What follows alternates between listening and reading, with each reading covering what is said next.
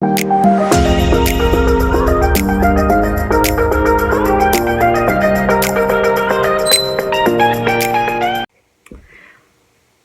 all, welcome to my YouTube channel. So this is Catherine Brennan from Intelligent Property Training.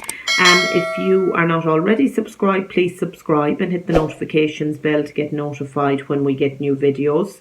Otherwise you might share with friends who might find property investing in Ireland of interest.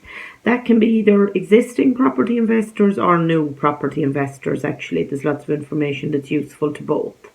So today we're going to talk about how people make income through property in Ireland. So the various ways people make income, which most of us are familiar with buy-to-lets. So we probably know that buy-to-lets seem like maybe a fair bit of hassle to some of us. We all have a different thermostat for managing tenants, managing agents, the residential tenancies board and all of these commitments. Lots of us would absolutely hate that. Some of us don't mind it at all. But what are the other ways people can make money? So I suppose there's 3 or 4 broad groups who complete training with us at Intelligent Property Training. So we have people who don't really want to own property at all. So these guys are deal packagers, we call them.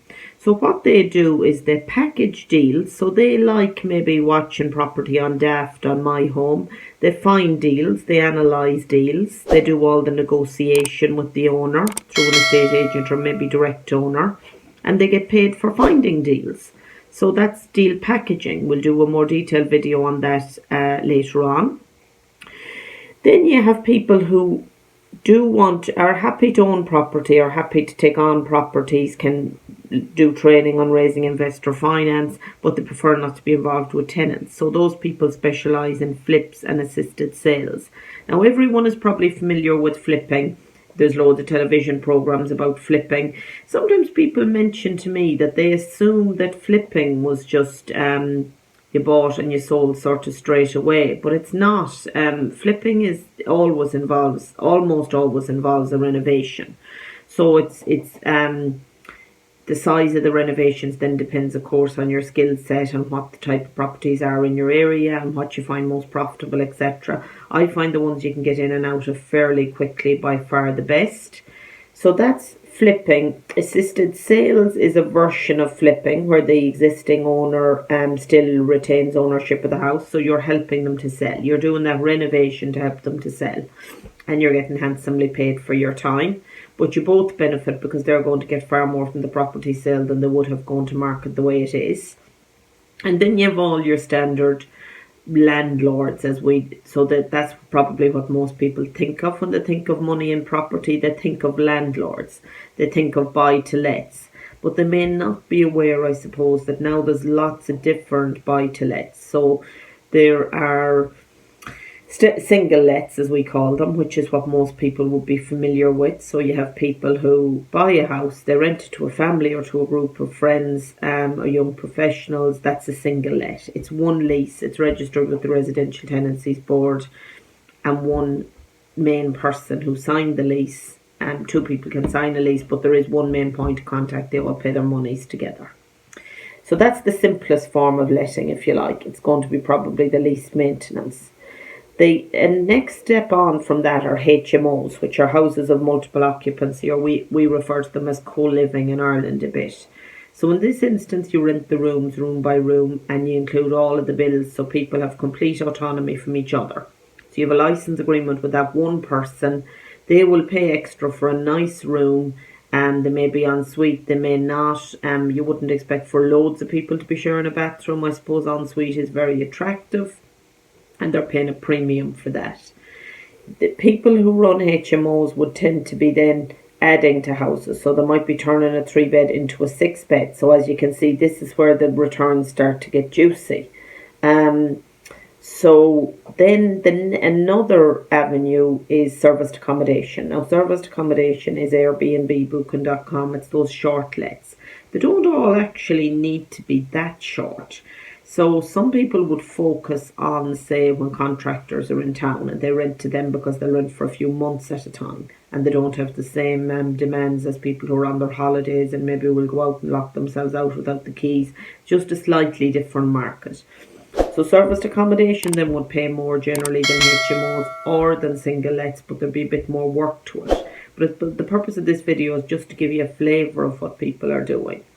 Then there's people, say, who are converting disused or non-residential buildings into residential. So commercial conversions, it could be offices, it could be retail, it could be these over-the-shop units. They're converting them and selling them.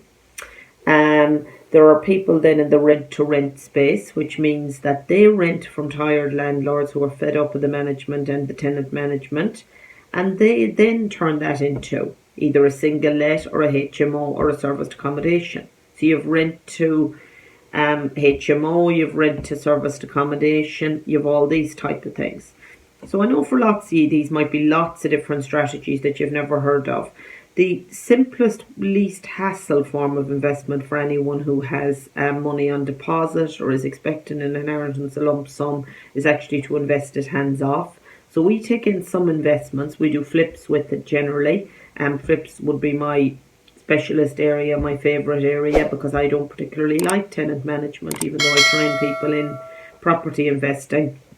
I'd be completely honest to say I don't really like tenant management myself. I absolutely love flips. I love the transformation.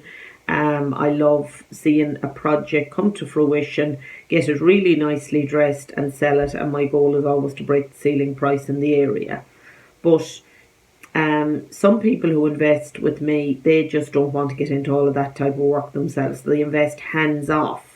So in fact, if someone has cash, I would really probably advise them against buying buy-to-lets. They could go down or up.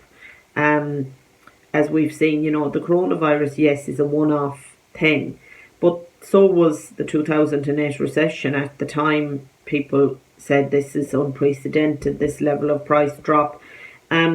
You're taking on, obviously, all the whole property has a cycle. Property prices have a cycle, and when you buy at a particular part of the cycle. They might be on the up, they might be on the down, but you need to understand and factor in all of that.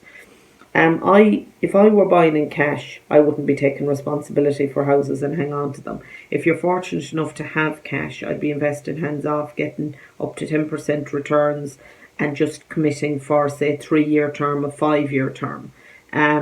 I wouldn't be getting into tenant management if you already have money. The reason people do tenant management and they build portfolios and they do rent to rent is because they don't have big lump sums. Nobody does that for the fun of it, honestly, and there's a lot of work involved in it. So I hope that gives you a flavour of all the different ways. Obviously, people then at the more advanced strategies are buying land, maybe subject to planning, and they're putting in the money to get planning. So they're doing that whole work around architects, planners. There's large expense involved there. That's why people sell land without planning, because they can't afford to do the planning work or they've no appetite to do it.